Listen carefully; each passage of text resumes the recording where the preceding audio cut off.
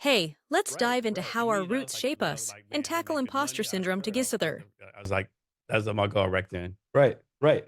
Again, like, I mean, I think we fail to realize and acknowledge the fact that we are all products of our environment, right? The average person does not move very far from where they were born, No, I right? mean, the stats show most Americans, like, if they move, they might move at the most 2 hours away. Right, right. Like, no one's moving. Had a guy on the podcast recently, Charles Connor. He actually moved from Mississippi to Seattle maybe 5 years ago, right? Sure. Most people don't do that shit. No, my mom moved from, East Detroit to Seattle, right? Left everything she knew, for me to have similar opportunity Mhm. to others that, didn't grow up in Detroit, right? Like, and like, I think it really does oftentimes we fail to acknowledge the fact that it takes, exceptional work for a lot of people to have a fair shot, even in today's America, Mhm. right? Like, it's very easy to say we all have equal opportunity. Yeah, but do you Sure, really? opportunities exist, but do we have access to the opportunities? Yeah. Do we have knowledge of how to put ourselves in front of those opportunities? Like, there are a lot of things that, like, there are a lot of gaps between the individual and the opportunities that we all say exist, right? Let me ask you this. Um, let's suppose you give your 14-year-old self, suppose you tell your 14-year-old self, learn these skills.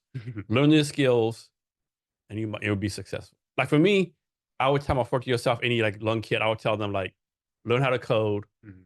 learn how to speak publicly, and learn physics. Mm. And there's a fourth one I can't think of right now. But yeah, Yeah. sales, public speaking, sales, physics, and coding. That's the four I would tell people. Yeah, I mean, I think I would go even more basic than that, right? Like, but which, like, I absolutely agree with all four of those. But, like, I think it really is like the value of establishing relationships, right?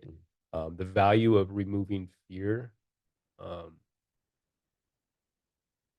from the naturally curious mind, right? Like, I think curiosity is beaten out of us through school and through life, oftentimes, right? Yeah, that's a 3 hour podcast on For itself. sure, right, like, which is tough, right? But I think if you're naturally curious, you can naturally ask questions. If you ask questions naturally, like, there's a removal of fear, right? Like, um there's a lesson that I was taught by my mom and my stepdad, but also there's a line in hip hop, Notorious B.I.G.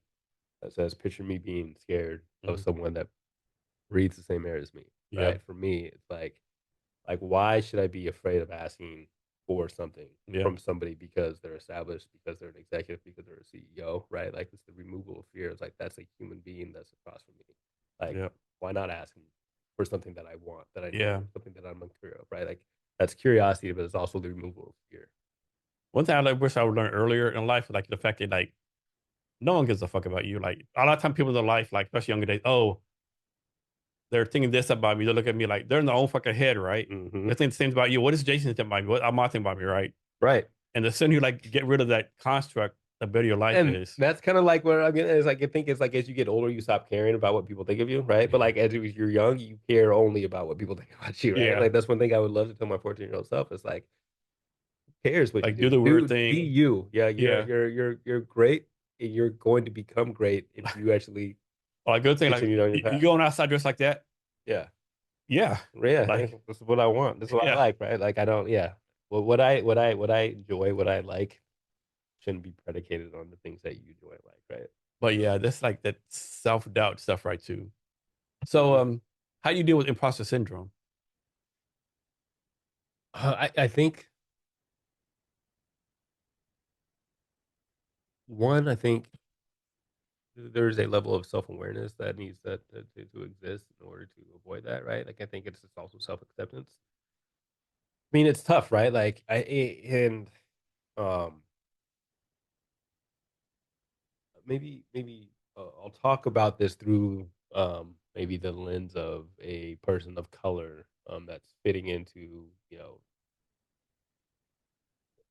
communities that are dominated by, particular, say, ethnicity, right? Like, getting into tech or advising or tech advising as, a black male, your